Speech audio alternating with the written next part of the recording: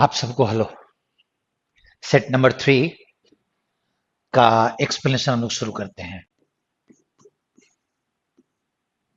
थोड़ा सेटअप भी चेंज लग रहा होगा देखने में। पहला क्वेश्चन बहुत आसान था। It was very easy. Easy in sense कि आपके पास एक सेंटेंस अरेंजमेंट दिया हुआ था और ये सेंटेंस अरेंजमेंट एक कहानी थी। In 1850 AD an Arab goatherd बोलते हैं वो जो कि बकरियां चराता है, उनको रखता है। Took out his goat to graze. अब उसके बाद का जो सेंटेंस होगा कि वो क्या होना चाहिए, वो बकरियों को चराने लग गया। तो नेचुरली आर तुम्हारा पहला आएगा और आर के बाद ऑफ अ ब्रश। और उसके बाद जब उन्होंने एक बुश से रेड बेरीज खाना शुरू किया, उसके बाद उन्होंने एक्स्ट्रॉर्डनरी वे में बिहेव करना शुरू किया। So that is not a bigger one. ये तुम्हारा बी होगा आंसर। मूव करें। ये क्वेश्चन बहुत अच्छा था। It is your duty to make tea at 11 o'clock। अब अगर आपने वॉइस चेंज करने में अगर ये देखा कि टू मेक टी को tea is to be made, तो एक बात हमेशा आप ध्यान रखना कि जब आप वॉइस को चेंज करते हो तो वॉइस सिंपल ग्रामर के स्ट्रक्चर को चेंज करता है बिना सेंटेंस के ओरिजिनल मीनिंग को बदले। अब अगर मैं लिखूं राम ईट्स मैंगोज और इसको मैं चेंज करूं mangoes are eaten by Ram,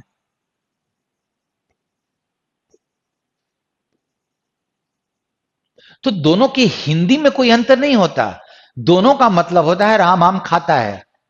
अगर आप डायरेक्ट से इनडायरेक्ट चेंज करते हो, एक इन्वर्ट कोमा के सेंटेंस को तोड़ते हो, तो क्या मीनिंग बदल जाता है? मीनिंग सेम रहता है, ये ध्यान रखिएगा।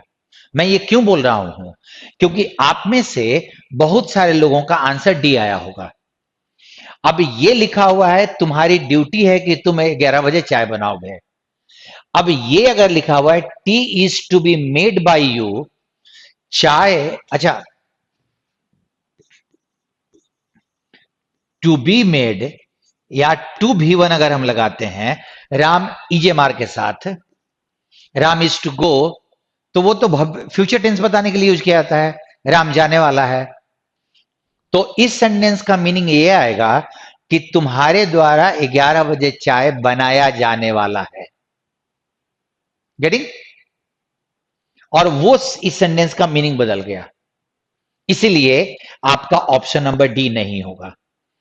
अब अगर आप बात देखो तो यू आर, योर आर नहीं यू आर होना चाहिए। To make tea at 11 o'clock, ये सब में है। अगर मैं यहां पे यू ही मान लूं तो ये सब जगह है।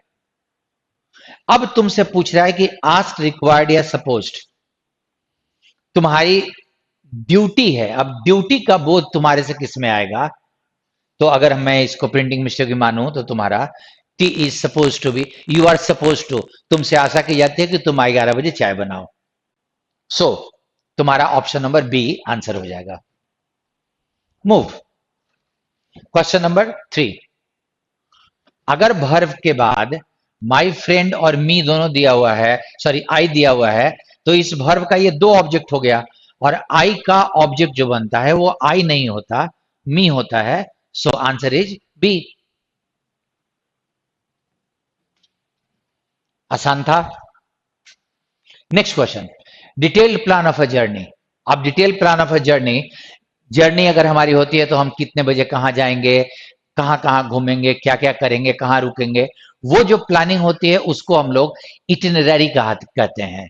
क्योंकि ट्रेवलॉग, आप कहीं गए और उस यात्रा में आपने क्या क्या किया, इसको हिंदी में बोलते हैं यात्रा वृतांत।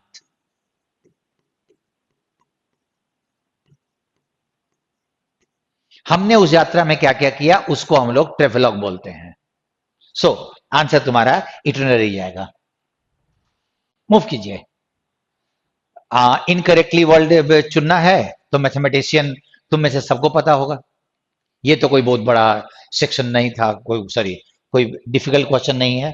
अभी तक एक वॉइस का क्वेश्चन डिफिकल्ट आया है। नाउ तुम अपने क्लोसिस को देखो। क्लोसिस में पहला जो देखो, एक चीज हमेशा दिमाग में रखना कि क्लोसिस जब तुमको मिले तो तुम उसके ऑप्शंस को जरूर नजर पे डालो, क्योंकि वो तुमको बता देता है कि तुम्हें सोचना कैसे है। सिंपल रीडिंग से तुम्हारे आंसर्स नहीं आते। अब अगर तुम, आपके पास है ये चार शुरुआत में प्रीपोजिशन दिया हुआ है, यहां पे चार कंजंक्शन दिया हुआ है, तो ये तुम्हारी रीडिंग से तुम्हारा आंसर नहीं आने का है। तुम्हें ये डिसाइड करना है कि ये प्रीपोजिशन किसके साथ लगा हुआ है। वो तुम्हारा हो गया होगा, बट ये जब टफ क्वेश्चंस आएंगे ना, तो ये प्लानिंग डेवलप करो कि जब तुम्हारे पास क्वेश्चन आए तो उसके ऑप्शन में क्या दिया हुआ उसके हिसाब से तुमको सोचना है। अगर वो ग्रामर का वर्ड है, ग्रामर का वर्ड का मतलब प्रीपोजिशन, कंजंक्शन, प्रोनाउन, अगर ऑप्शन में ये सब दिए हुए हैं, वर्ब का फॉर्म, तो याद रखना तुम्हारे पढ़ने से कभी भी कोई आंसर नहीं निकलेगा। तुम्हें वर्ब के हिसाब से चुनना होगा, और हम लोग प्रैक्टिस शुरू की है ना, तो वो भी आएगा ही आएगा। इसमें प्रीपोजिशन था, और वो प्रीपोजिशन तुमको पता है कि प्रेफर के साथ लगता है, तो प्रेफर का प्रीपोजिशन टू होता है। Prefer to, done. और प्रेफर का प्रीपोजिशन कैसे लिखा जाता है? तुमने पहले प्रेफर के कभी भी बगल में टू नहीं आता। प्रेफर आएगा, इसके बाद कोई नाउन या प्रोनाउन आएगा, उसके बाद इस प्रेफर का टू लगेगा, फिर नाउन आएगा, प्रोनाउन आएगा, भी4 आएगा, जो भी करना है। यहां भी भी4 आ सकता है।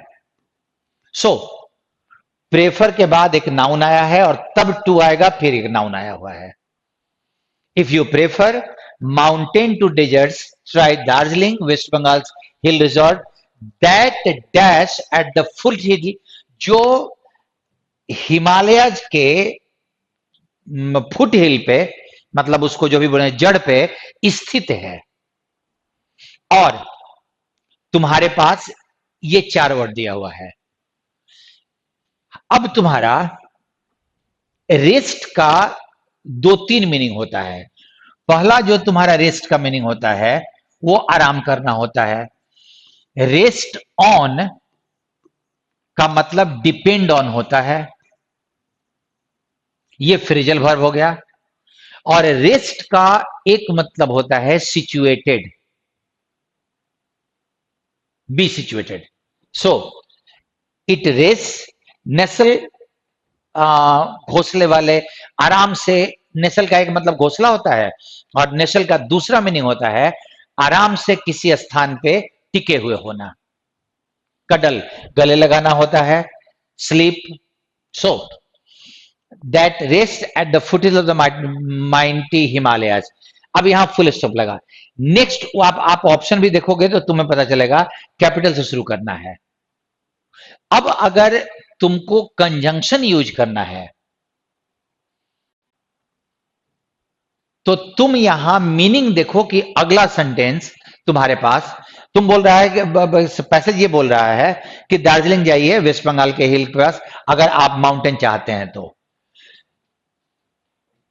If you prefer spirit of adventure, sorry, if your spirit of adventure gets the better of you, अब लेकिन का ही मीनिंग आएगा ना, क्योंकि इसका मीनिंग होता है बिकॉज। एंड का मतलब कि माउंटेन पे ही आपको अगर एडवेंचर का कोई आया तो, जबकि ये बोल रहा है कि तब आपको सुंदर बन जाना चाहिए। अगर आपको माउंटेन पसंद आता है तो आप दार्जिलिंग जाइए, लेकिन अगर आपको एडवेंचर चाहिए तो आप सुंदर बन जाइए। लेकिन का ही मीनिंग आएगा ना। सो यही मैंने बोला कि जब वो ग्रामर का वर्ड देगा तो आपको ग्रामेटिकली सुनना, चूंकि कंजंक्शन दो वाक्यों को जोड़ता है, तो उन दोनों वाक्यों को जो दिया हुआ है कैसा रिलेशन है उसके हिसाब से आपको चुनना होगा। गेटिंग? लेकिन अगर आपको spirit of adventure gets the better of you का, आप जरा फ्रेज देख लेना, get the better of you मतलब तुम पर अगर हावी हो जाए, डैश द फेरी, फेरी मतलब बोट, एक नाव लीजिए एंड सुंदर बन जाइए, the world's largest area. But if these places do not, लेकिन अगर इन प्लेसेस से तुमको कोई अट्रैक्शन नहीं है, माउंटेन से, सुंदरबन से, there is Bhutan, the quiet Himalayan kingdom dash West Bengal. अब अब सराउंडिंग तो तुम लोगों ने काट लिया होगा, भूटान वेस्ट बंगाल के चारों तरफ है, नहीं हो सकता है। स्कर्टिंग उसकी सीमा पे खाली है। अब ये जरा आप सोचो कि भूटान एक देश है अलग, और आपका वेस्ट बंगाल एक राज्य है इंडिया का, तो ये दोनों अलग अलग होगा ना, नजदीक होगा, सटा हुआ होगा, लेकिन अलग अलग होगा। अब स्कर्टिंग उसको वो चारों तरफ से घेरे हुए है, सराउंडिंग वही, एडजॉइनिंग दोनों एक दूसरे से जुड़े हुए हैं, बॉर्डरिंग इसकी सीमा उससे सटी हुई है। सो तुम्हारा डी, दो का डी, एम 1 एंड 2 का सी, बी, और अंतिम का डी।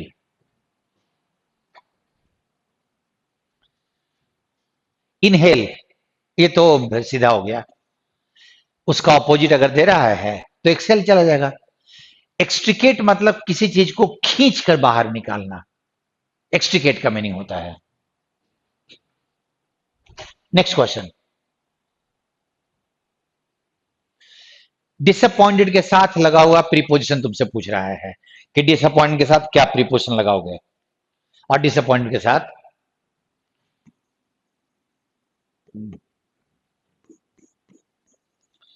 प्लीज्ड, सेटिस्फाइड, डिसअपॉइंटेड,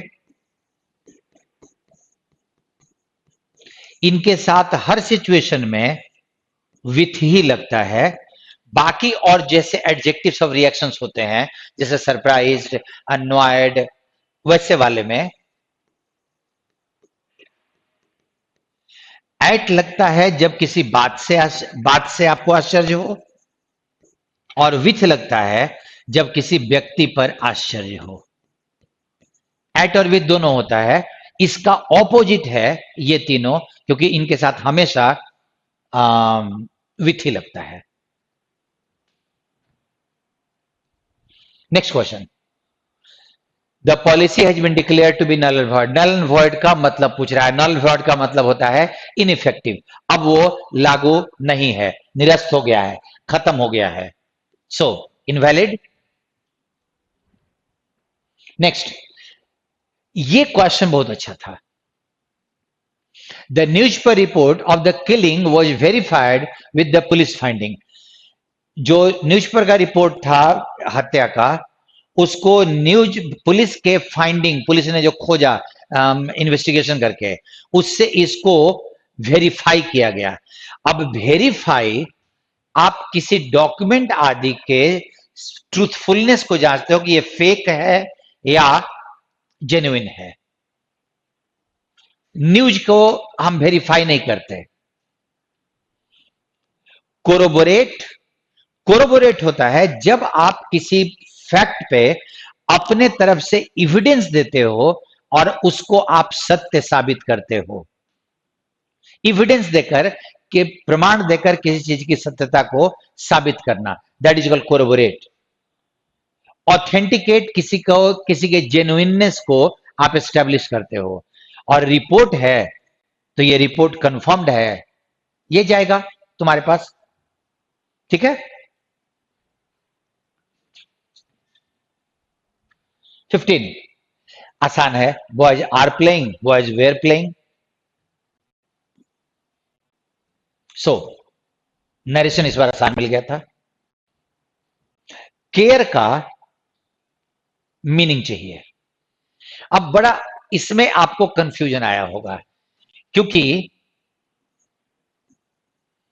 आप जो केयर का मतलब जानते हो किसी का देखभाल करना, अब उस मीनिंग में ये है नहीं। केयर के दो अर्थ होते हैं, और भी ज्यादा होते होंगे। किसी को टेक केयर ऑफ, उसी को उसका देखभाल करो। आई डोंट केयर, परवाह करना। और केयर का एक मतलब होता है चिंता, और चिंता वाले मीनिंग में इसको ज्यादातर टाइम में केयर्स लगाते हैं। So as a noun, as a noun अगर कभी केयर्स तुमको दिखाई पड़े तो उसका एक ही मीनिंग होता है, और वो है चिंता। डिस्ट्रेस मतलब दुख होता है, चिंता नहीं होता। Good one. चले, ऑपोजिट मीनिंग चाहिए एक्कोलेड का। अब एक्कोलेड का मतलब होता है किसी की प्रशंसा करना।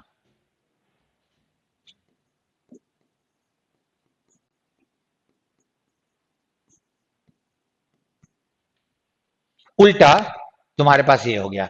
डेकोरेट जानते हो, परमिएट, किसी स्थान पर पूरी तरह से भरा हुआ होना, that is be full of. और रेटिसेंट एक एडजेक्टिव है जिसका मतलब होता है कम बोलने वाला, लैकोनिक के सेंस में। अंतर थोड़ा सा है। रेटिसेंट वो जो कम बोले, हैबिचुअली नहीं, कम बोल रहा है बिकॉज कहीं लोगों को बातें ना पता चल जाए, उसके चलते कम बोलने वाले को रेटिसेंट कहा जाता है। लैकोनिक जो हैबिचुअली कम बोलता है।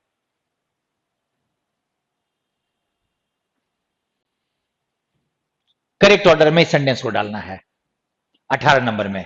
अब आप जरा ध्यान दीजिएगा कि we were driving up a mountain when we notice the forest fire. जब हम लोग माउंटेन के पे जा रहे थे तो हमने जंगल में आग देखी। उसके बाद हम क्या करेंगे, पहला काम क्या करेंगे? नेचुरली तुम्हारे पास, क्योंकि वी कॉल्ड हिज ऑफिस, तो एक आदमी चाहिए होगा यहां पे, ठीक है।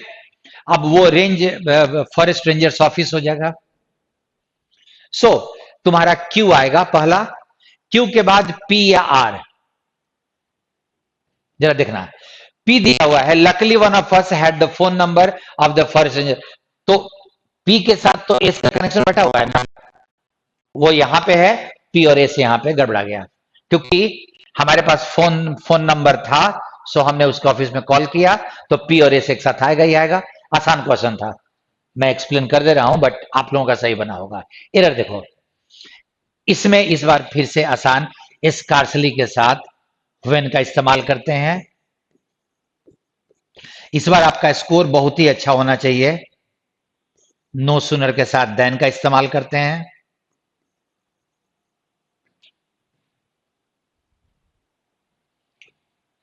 He was assured by his friend. अब देखो प्रीपोजिशन, और जब प्रीपोजिशन आए तो ये तुमको सबसे पहले ये वर्कआउट करना होगा कि ये प्रीपोजिशन किस वर्ड के साथ लगा हुआ है। प्रीपोजिशन हवा में नहीं आता। मैं अपने ग्रामर वाले सेक्शन में बहुत जल्दी, अभी अभी तो पार्सिंग चलेगा एडवर्ब के बाद, प्रीपोजिशन का पार्ट हम लोगों को पढ़ना है। एक होता है प्रीपोजिशन, मतलब टाइप के इस वर्ड के पहले लगा है, और एक होता है पोस्ट पोजिशन, इस वर्ड के बाद लगा है। अगर इसके साथ लगा हुआ है तो पोस्ट पोजिशन है, इसके पहले लगा हुआ है तो प्रीपोजिशन है। और एक रूल होता है कि अगर भर्व के बाद व्हाट या हुम दिया हुआ हो, उस भर्व का मतलब ऑब्जेक्ट दिया हुआ हो, और इस भर्व का प्रीपोजिशन भी लगाना है, तो इसको हम लोग प्रीपोजिशन को यहां पे रखते हैं। ये प्रीपोजिशन इस भर्व का है। अगर भर्व का प्रीपोजिशन और भर्व का ऑब्जेक्ट दोनों साथ में लगाना है तो भर्व के बाद उसका ऑब्जेक्ट डालिए और तब उसके प्रीपोजिशन को रखिए, और वही चीज यहां किया हुआ था। सो एश्योर्ड के साथ लगने वाला प्रीपोजिशन चाहिए था, और याद रखिएगा हिंदी करके नहीं, एश्योर्ड के साथ ऑफ प्रीपोजिशन लगता है। I was assured of my success. Next question. I am out of my wits, confuse पूरी तरह से, मुझे कुछ नहीं समझ में आ रहा था।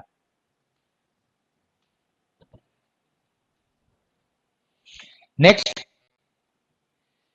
आपके पास अगेन एक सेंटेंस अरेंजमेंट, और सेंटेंस अरेंजमेंट में आई होप कि आपका ये भी अच्छा बना होगा, क्योंकि दो जगह पी दिया हुआ है, दो जगह एस दिया हुआ है। इन ऑर्डर फॉर, अब देखो जरा ध्यान देना, अब इन ऑर्डर फॉर लिखा हुआ है, इन ऑर्डर के साथ अगर यहां पे कोई वर्ब हो तो हम टू भी वन लगाते हैं, in order to do this. और अगर इन ऑर्डर के साथ आगे में कोई नाउन दिया हुआ हो तो यहां पे फॉर लगाते हैं। ये आप में से मैक्सिमम लोगों को नहीं पता होगा कि इन ऑर्डर टू ही नहीं होता, इन ऑर्डर फॉर भी होता है। In order for an area to be considered deserts, किसी एरिया को मरुस्थल मानने के लिए it must receive little rainfall, इसको यहां बारिश बहुत कम होनी चाहिए। अब उसके बाद P, Antarctica has below freezing point temperature, एकदम वो नहीं आएगा, सो तुम्हारा एस आएगा। एस में लिखा हुआ है मोर स्पेसिफिकली, अगर हम ज्यादा और स्पेसिफिक हों तो उसको 10 इंचेज, 10 इंच से भी कम, और ये रेन का ज्योग्राफिकल यूज है, आपको जानना जरूरी है। प्रेसिपिटेशन का मतलब रेन ही होता है आम जीवन में, ज्योग्राफी में उसको हम लोग प्रेसिपिटेशन बोलते हैं। 10 इंच से कम बारिश होनी चाहिए। अब जरा इसके बाद आर या इसके बाद P, this is evident in the low precipitation of strategics of Antarctica, तुम्हारा आर। और उसके बाद और अगर पी देखें, अब जरा तुम जरा सोचो कि तुमको आर डालना है कि पी डालना है तुम्हारा, नेचुरली क्योंकि यहां पे जब बारिश की बात किया है तो वो बारिश तो यहां है ना, सो तुम्हारा आंसर ये चला जाएगा। नेक्स्ट क्वेश्चन देखो, he was congratulated by teacher, his teacher congratulated him, और प्रीपोजिशन लगा हुआ है ऑन, बाकी जगह पे यहां पे फॉर डाल दिया, और यहां पे brilliant success in the recent examination तो दिया हुआ नहीं है, सो ये बहुत आसान था, that was not a bigger one. ये क्वेश्चन बहुत मजेदार था,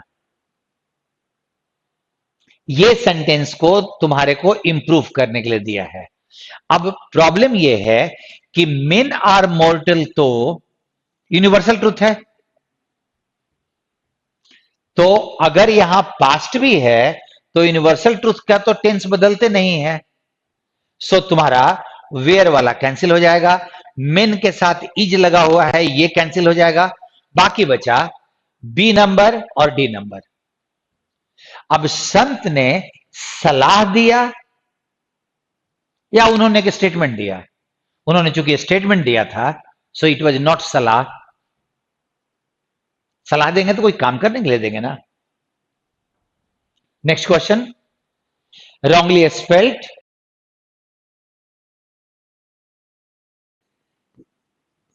the correct spelling is emancipation,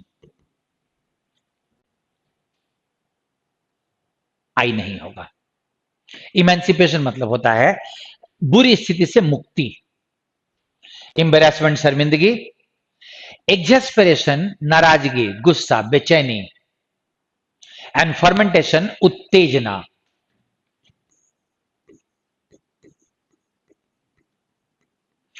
एक तुम्हारा ये भी होता है ना, वो केमिकल रिएक्शन भी होता है फर्मेंटेशन का, और एक तुम्हारा उत्तेजना भी होता है, एग्जेस्परेशन नाराजगी,